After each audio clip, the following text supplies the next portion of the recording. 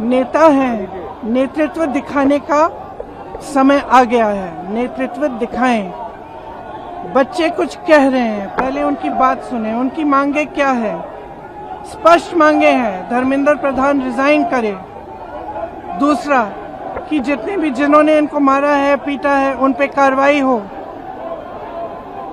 तीसरी इनकी डिमांड, जितनी भी डिमांड है इनको पहले आप फुलफिल करो ना, इतना मुश्किल नहीं है। सिस्टम में भरोसा टूट गया है, बच्चों का, स्टूडेंट्स का भरोसा टूट गया है। तो सिस्टम द्वारा अगर आप कोई सोल्यूशन देंगे तो बच्चा उसको एक्सेप्ट नहीं करेगा।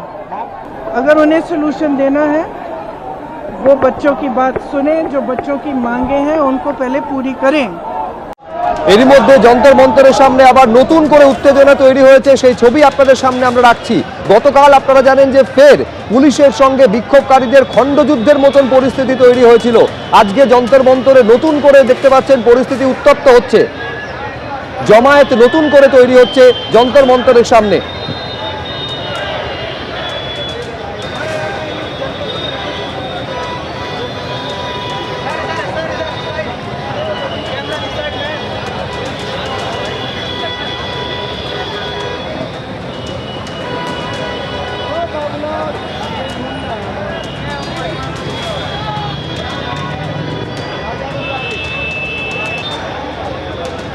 দিল্লির জনপদ মেট্রো স্টেশনের সামনের ছবি দেখতে পাচ্ছেন, যেভাবে নিট পরীক্ষার প্রশ্নপত্র ফাঁস হয়েছে এবং তার যে প্রতিবাদ, সেই প্রতিবাদ বিভিন্ন জায়গায় দেখা যাচ্ছে। জনপদ মেট্রো স্টেশনের সামনের ছবি দেখছেন। এরই মধ্যে কেন্দ্রের তরফে প্রতিশ্রুতি দেওয়া হয়েছে এই নিট পেপার লিক ঘটনায় যারা দোষী তাদের তদন্ত ফাস্ট ট্র্যাক কোর্ট গঠন করে করা হবে, এই আশ্বাস কেন্দ্রের তরফে দেওয়া হয়েছে।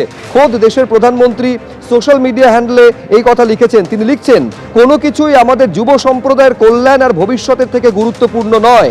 প্রশ্ন ফাঁসের তদন্তে আমরা ফাস্ট ট্র্যাক কোর্ট গড়ে অপরাধীদের দ্রুত শাস্তি নিশ্চিত করতে চাইছি। যারা আমাদের যুব সম্প্রদায়ের ভবিষ্যৎ নষ্ট করতে চায় তাদের ছাড়া হবে না।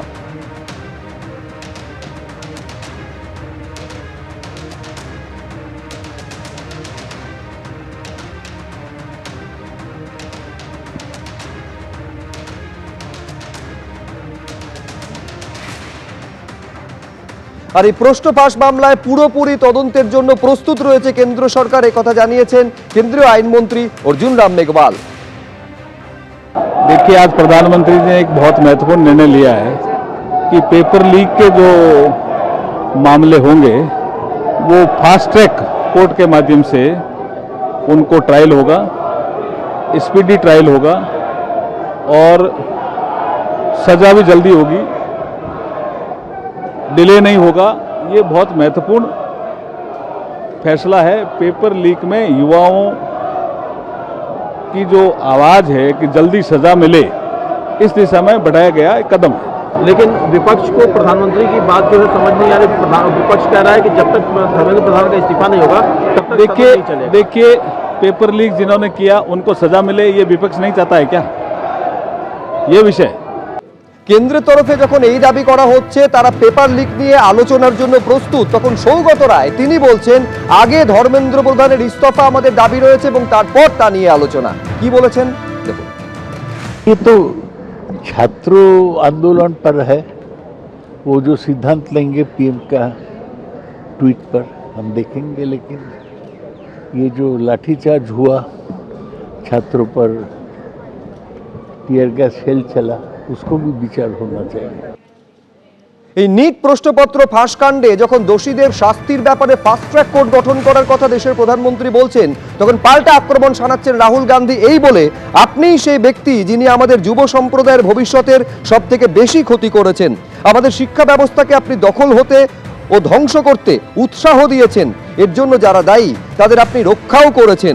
পড়ুয়াদের দাবি পরিষ্কার, ধর্মেন্দ্র প্রধানকে বরখাস্ত করুন, ছাত্রদের কাছে দুঃখ প্রকাশ করুন, যারা পড়ুয়াদের উপরে আক্রমণ করেছে তাদের বিরুদ্ধে ব্যবস্থা নিন।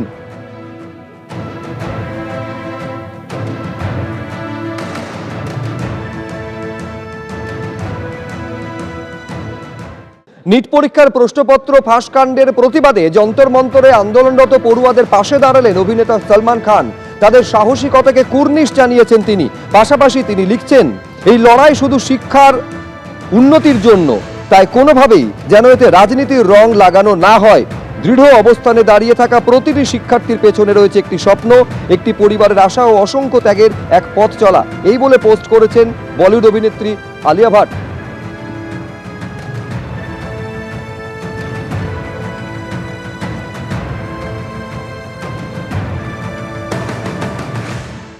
এবিপি আনন্দ, এগিয়ে থাকে, এগিয়ে রাখে।